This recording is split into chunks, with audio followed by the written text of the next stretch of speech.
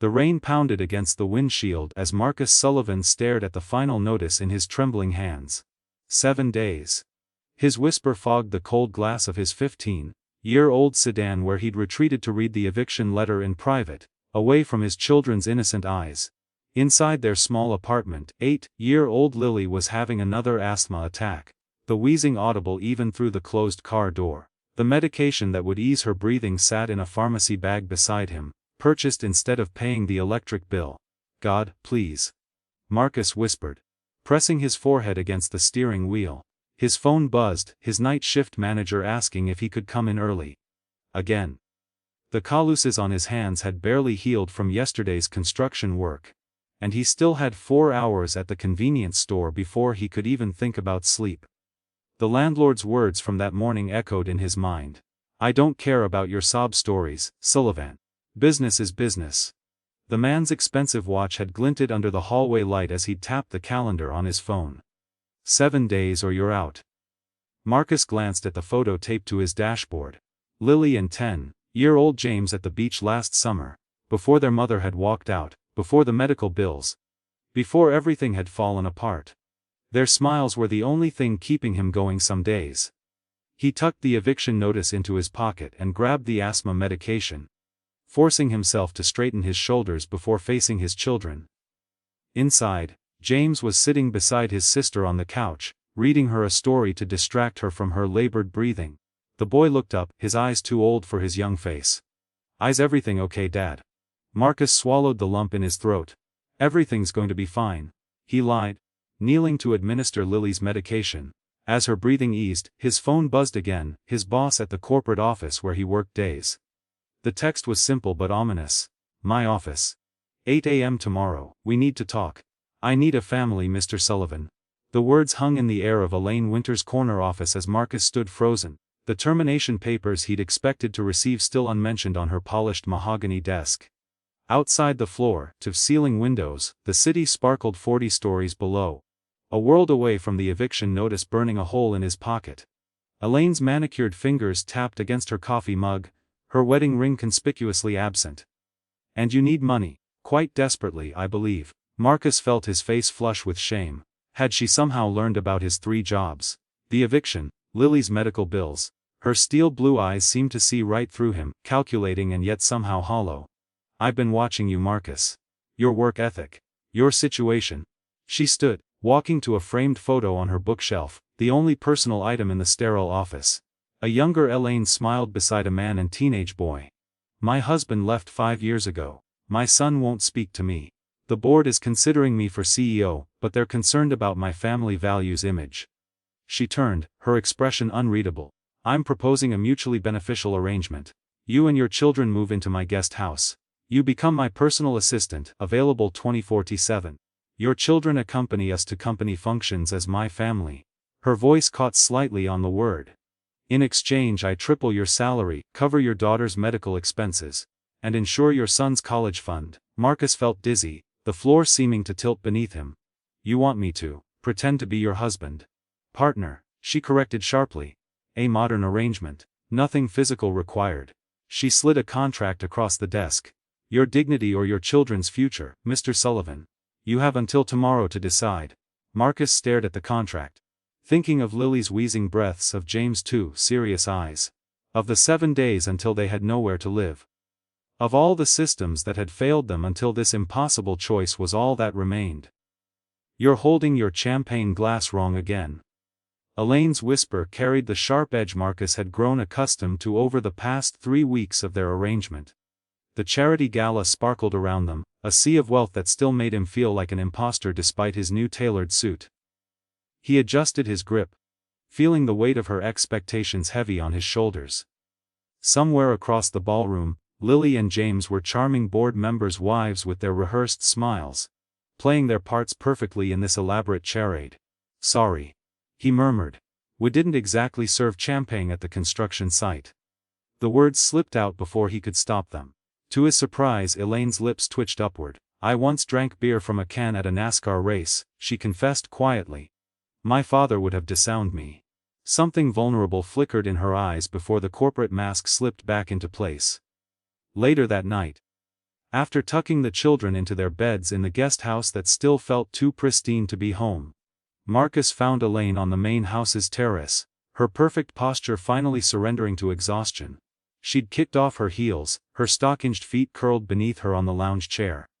"They're good kids," she said, staring into her whiskey. "You've done well with them. They miss having a mother." Marcus answered honestly, the late hour dissolving the careful boundaries they'd established. "I had a son their age once," Elaine said, her voice catching. "Before the promotion, the travel, the 60-hour weeks." She looked up at him, her armor cracking. "He sends me a Christmas card each year, signed with just his name. No love, no miss you." Marcus sat beside her, two broken people under the same vast sky. "We're both trapped, aren't we?" he said softly. "You in your tower of success, me in my pit of failure." Elaine's hand found his in the darkness, a touch neither professional nor romantic, simply human. "Perhaps," she whispered, "we're just trapped in the stories we've been told about what our lives should be." The file wasn't meant for his eyes. Marcus froze, staring at the open laptop Elaine had left on the kitchen counter while taking an urgent call in the other room. The spreadsheet glowed accusingly in the dim light. Company funds diverted through shell accounts, all leading back to the money that had saved his children from homelessness. His hands trembled as he scrolled through the document, each entry a betrayal of the fragile trust they'd built over the past 2 months. The sound of crystal clinking and polite laughter drifted in from the dining room, where the board members and their spouses waited for their hostess to return. Tonight's dinner would determine Elaine's promotion to CEO, the culmination of everything she'd sacrificed for. "You weren't supposed to see that." Elaine's voice cut through his thoughts, her face pale in the doorway. For once, her perfect composure had cracked, revealing the frightened woman beneath. "You're embezzling," Marcus whispered, his voice thick with disbelief. "You're stealing to pay for us."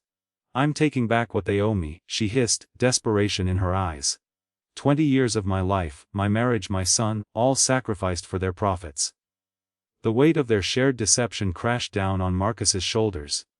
In the next room, his children were serving dessert to the very people being stolen from, all part of their perfect family charade. "We've become what we hate," he said, his heart breaking. "I was so desperate to save my family that I helped you corrupt yours." Something shifted in Elaine's expression, recognition, perhaps, of the truth they'd both been avoiding. She reached for his hand, her touch no longer calculated but genuine. "What have we done to ourselves, Marcus?" The dinner bell chimed, summoning them back to their performance. Marcus looked into her eyes, seeing not his boss but a woman as trapped as he was. "We can't do this anymore," he said softly. "Not like this." Elaine nodded slowly, squeezing his hand. "Then let's tell the truth, all of it, together." 6 months after the night that changed everything, Marcus stood in the doorway of what had once been an abandoned warehouse. The morning sunlight streamed through freshly cleaned windows, illuminating the space that would soon welcome its first families. The sign above the entrance still needed painting, but the words were already carved into his heart: Second Chance's Family Resource Center. Behind him, the sound of Elaine's laughter mingled with his children's excited voices as they arranged donated furniture. The sound still surprised him sometimes, how freely she laughed now, without the weight of corporate armor.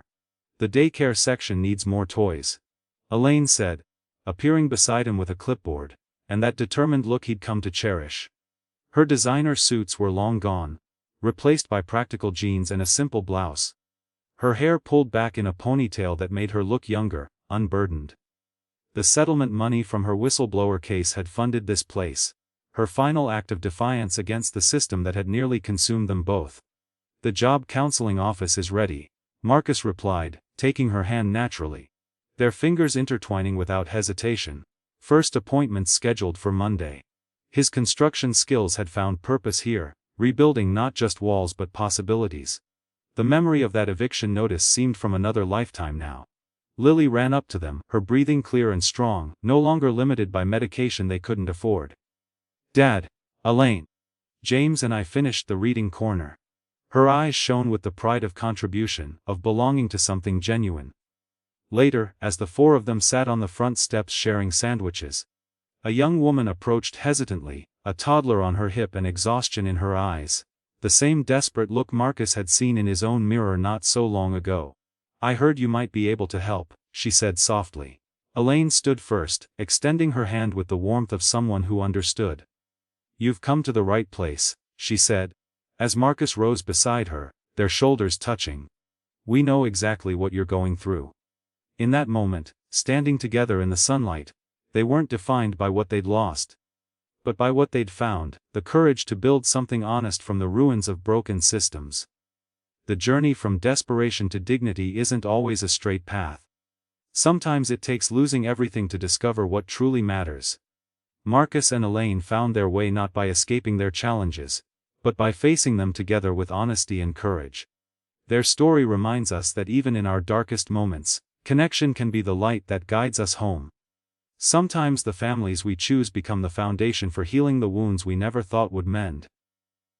If this story touched your heart today, share it with someone who might need a reminder that second chances aren't just possible, they're waiting to be claimed.